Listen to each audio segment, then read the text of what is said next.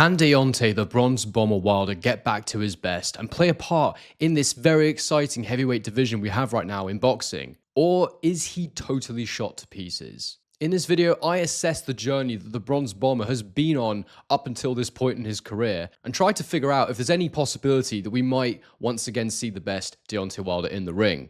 In doing this, I'm going to be considering the way that Wilder boxes and thinking about whether or not I still think there's enough left of him to replicate that, because in this video, I'm going to get into the details of what has caused this decline, because it's not all as black and white and as clear as it might seem. There are definitely reasons and hidden details why we've seen a less than impressive version of Deontay Wilder in recent times. So I'm going to assess all this information and try and make my verdict as ever. Hello everyone, and welcome back to A Guy Called Henry. Deontay Wilder fights this weekend. I think it's on Friday in the US. For me in Australia, that will be in the morning on Saturday.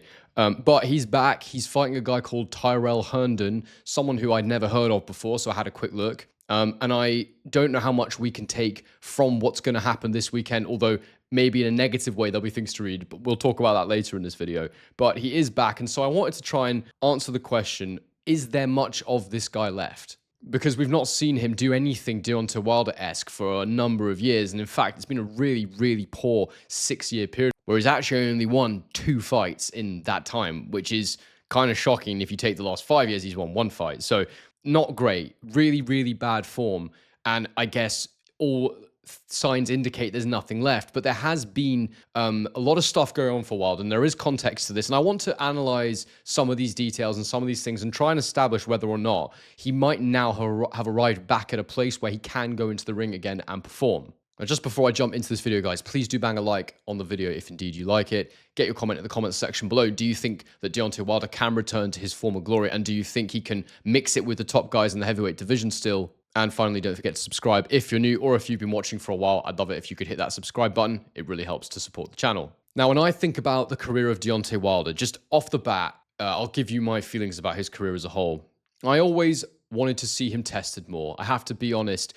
He was coming through at a time when the heavyweight division was pretty light, but there were still some sizable challenges out there for him. You know, when he became the heavyweight champion of the world against Stavern the first time, when he outpointed him, there were a few, challenges that he could have taken on that would have been more interesting. Vladimir Klitschko was still kicking about and was still in the prime of his life.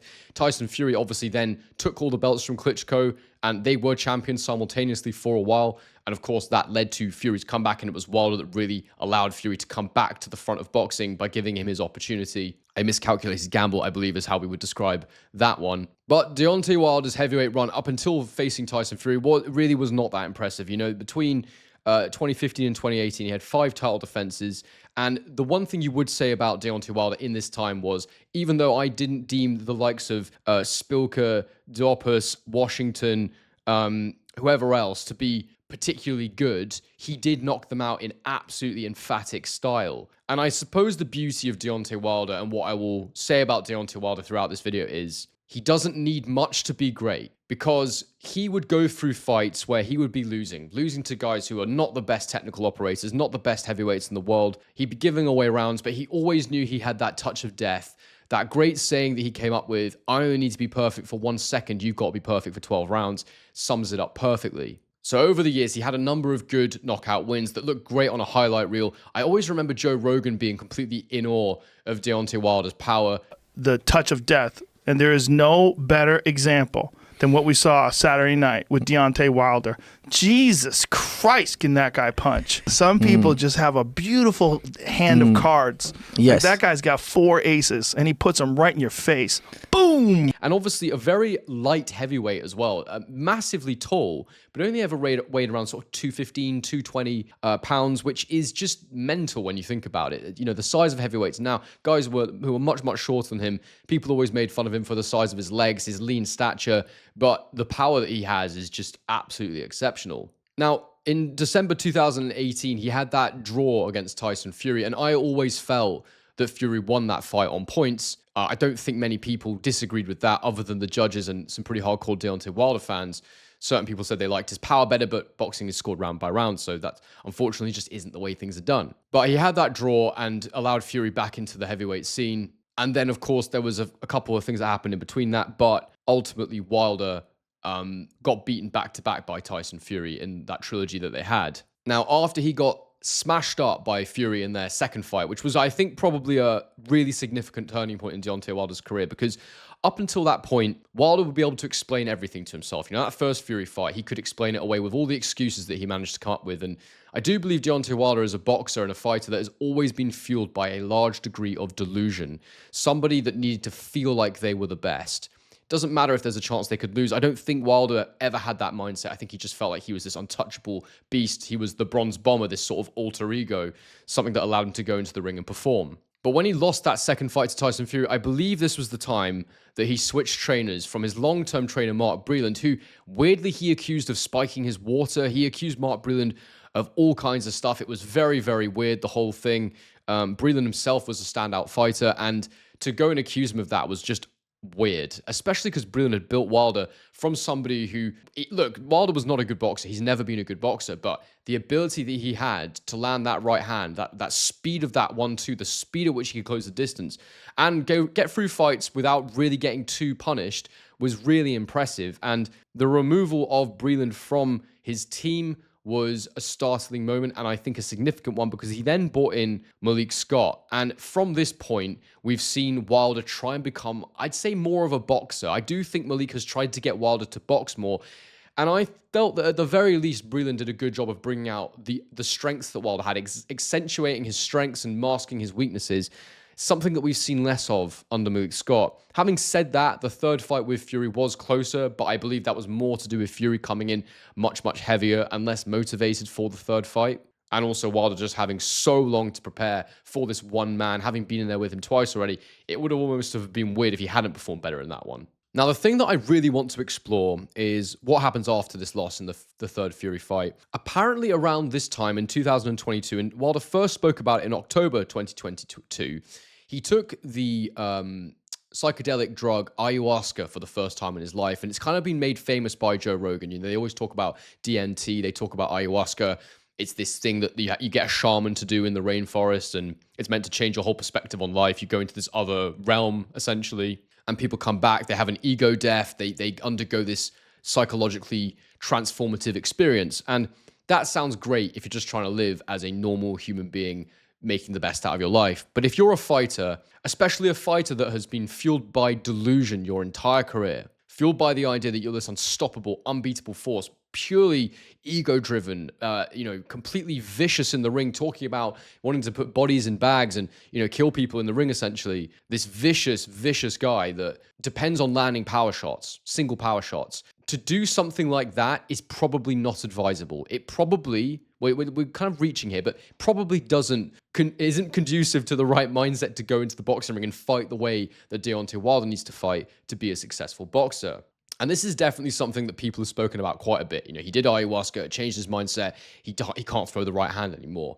And I'll be honest with you, I'll say right off the bat, I don't think that this was the reason that Deontay Wilder has not been able to perform recently. I will consider it as a factor, and I have considered it as a factor. The fact is that in this year, he goes in against Robert Helenius. He knocks him out in the first round.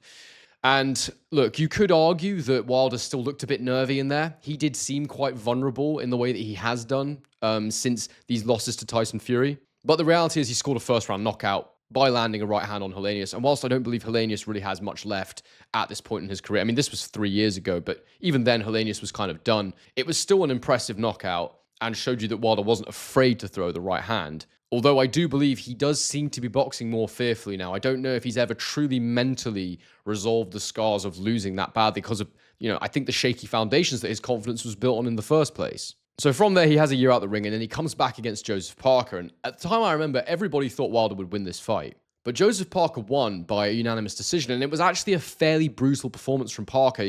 Most of the fight, he looked like he was going to stop Wilder. He basically held center ring, backed Wilder up, and really, really beat Wilder up. And Wilder just looked so unbelievably gun-shy in there. He looked like he just didn't want to let his hands go. He was hesitant.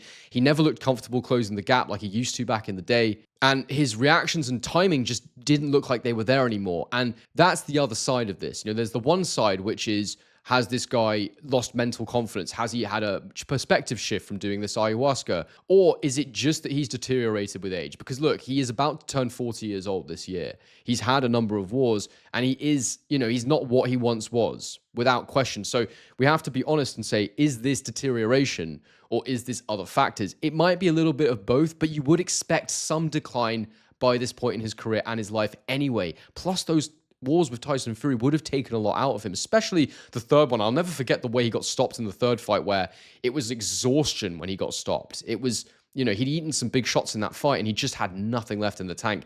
That's got to take something out of you. And I've always said it, when you see fighters have long-term brain damage, long-term injuries, it's very rare that you see it from one single punch. It's usually from an accumulation of punches. And I think that's what we saw in those Tyson Fury fights. It was an accumulation of shots. But he has the Wilder performance. It's not good. And you sort of think, okay, well, look, potentially, it's a bad night. It's a bad night at the office. His confidence was low. He had too long out the ring, etc., etc. But then he came back a year later, 6 months later, and he fought Zhilei Zhang, and he got knocked out. And he got knocked out very, very badly. Now, on the one hand, you could make the argument that this is just the first time that he's consistently fought actually high-level opponents in his career, because I would say that Joseph Parker and Zhilei Zhang are among some of the best fighters that he has faced on his record. Before this, the other fighter, the best win on his record actually is Luis Ortiz by an absolute mile. But even with Luis Ortiz, we don't really know how good he was because he never had a massive profile win himself. It was always the bogeyman of the division, this feared heavyweight no one wanted to fight. But at the end of the day, we didn't really see him in there with many high-level operators. So it's really hard to say. But Wilder did knock him out. And to my eyes, to the eye test, Ortiz was a great heavyweight, just not the top guy. So I'm going to give him that. That is a good win. And even though in both of those Ortiz fights, he was losing basically most of the rounds, he got shook a few times, he still found a way to land his right hand and knock out Ortiz. And that was what Wilder was all about. As I said, those fights really summed him up. But the fact that, there's been this deterioration in confidence, there does seem to be a bit of physical and cognitive decline as well in his timing and his reactions. All of these things have led to when he actually has stepped up once again in fights with guys who I think are very good fighters in Zhilei Zhang and Joseph Parker. It's just not been there for him, and they've absolutely dominated him, and in Zhang's case, completely wiped him out. So ahead of this fight against Tyrrell Herndon, what has he got left? What can he do? Now, I'd like to think that this video will be relevant long after the Herndon fight, until we actually see him in there with someone who's a decent fighter, because I've looked at Tyrrell Herndon. He has a pretty bad record in terms of, I think he's 25-4, but the 4 losses have come against basic nobodies, except for Richard Torres Jr., who is an up-and-coming US heavyweight. I had a look at that one, and what worries me about Herndon is that he doesn't seem to offensively offer very much, if anything. And he's not beaten anybody of note. It's really hard for me to say that this guy's got anything that should trouble any version of Deontay Wilder, including this one. So really, Wilder in this fight, I just view it as an opportunity for him to rebuild confidence, to get in there, let his hands go, and let himself know, I can still land punches, I am still a good fighter, or at least better than this level. But imagine if he doesn't do that, if he gets in there and somehow has some trouble with Herndon, I mean, that would let you know that Wilder really is done. And so I think the only thing we can learn in this fight is whether or not Wilder is completely finished. And outside of anything else, it's not adding any new information, because you just can't say that Wilder's back by beating a guy like Herndon. You can't say that Wilder is the old Wilder or any shade of the old Wilder by beating Herndon. The only thing you could maybe say is, well, at least the spite is still there if indeed he does land a knockout punch. But Wilder himself spoke in a recent interview with Ariel Helwani, and he now says that he's fueled by betrayal. He feels let down by the people around him. And apparently, just to add more context to these losses, he was going through some pretty serious personal issues with his ex-partner at the time of the Zhang loss. So again, there's always a reason with Deontay Wilder. There's always some crazy excuse. There's always something. But I still want to consider this context and ask the question, were these the things, were these the reasons that he performed so poorly in these fights? Look, the reality is it's probably a little bit of everything, but apparently for the first time in his life, in the last year, he has been working with a sports psychologist, and he described this sports psychologist, he said, he's like a father to me, he's like a leader for me. So he's obviously someone he's relied on a lot, he's obviously bought into his teachings and methodology, and I suppose that it's very powerful to say he's like a father to him, and I wonder if Wilder, by working with this sports psychologist, just to use our imaginations for a second, has now built a genuine confidence, a real confidence, that he can go and be what he once was and perform in the ring again, because I think that maybe something he was missing was was that confidence in the fights post Tyson Fury. Maybe the decline look, he's surely declined because he's older now, but maybe it's been dramatically exaggerated because he was just mentally, confidence-wise, just completely gone. When his confidence was built on those shaky foundations, those delusions in the first place, you've got to find something new to make you confident. You've got to find a new way of living and believing in yourself. And so perhaps that's what he's built now. And if he has, because of the way that Wilder always won, because of the fact that he only ever needed to land one punch, I do actually think there could still be a fighter in there that's worth watching. A fighter in there that could win something. And look, I guess this leads you to the question, my time to answer the question, do I think he can get back to what he once was? Do I think he can compete with today's top heavyweights? Well, look, the answer is maybe in terms of can he get back to what he once was. I don't think it's possible that he'll ever be as good as he was at his best. And how good that was, it's really hard to say because like I said, he never really took on particularly good fighters in that period. But can he get in there and compete against today's top fighters? Well, this is a weird answer, and the answer for me is absolutely not. No, he can't. But that's the answer that we all should be saying because he was never a good boxer. He was never supposed to be able to compete with anybody at the top level in the top 10 of the heavyweight division. And so that's the beauty of being Deontay Wilder. Guys like me say, this guy isn't a good boxer. He has no chance. But the reality is he always has a chance. He always can win because all he needs is that one shot. So can Wilder get good enough again to not get beaten up over the rounds and find a way to administer that absolutely ridiculous power that will still be there? It's just the timing that's not quite there anymore. It's the fear of being in the pocket. It's the apprehension that's there. I still think there's a chance that Wilder can regain some of what he once was. Do I think he can still be a top 10 heavyweight? I think he can still get in there and have a chance against any top 10 heavyweight. And I know that's a weird thing to say, but realistically, like I said before, boxing-wise, he never ever should have been able to mix it with these guys. But he can always beat these guys. It's just whether or not he can build himself mentally to a place, whether or not cognitively and physically he can still go in there and perform. That's the one thing that would stop all of this. That's the one big question I have. But long story short, there's definitely some guys in the top 10 who maybe defensively aren't that sound, who maybe don't get the head off the line quite enough, whose feet aren't that quick, that I still think Wilder could go in there and beat if he can sort out his confidence and if his decline is a bit less than what he has shown recently. Guys, I hope this video has made sense. I know that it's very wordy. I know that I'm almost talking in riddles because I'm saying he's terrible, but also maybe. Hopefully you understand what I'm trying to say about Deontay Wilder because this has always been the contradiction of him. And one thing I will say is what he can do well, he does exceptionally well. It's not that many things. I guess that's how I'd summarize Deontay Wilder. And can he do those things well again? I guess we're going to find out. But it's not going to be in this fight.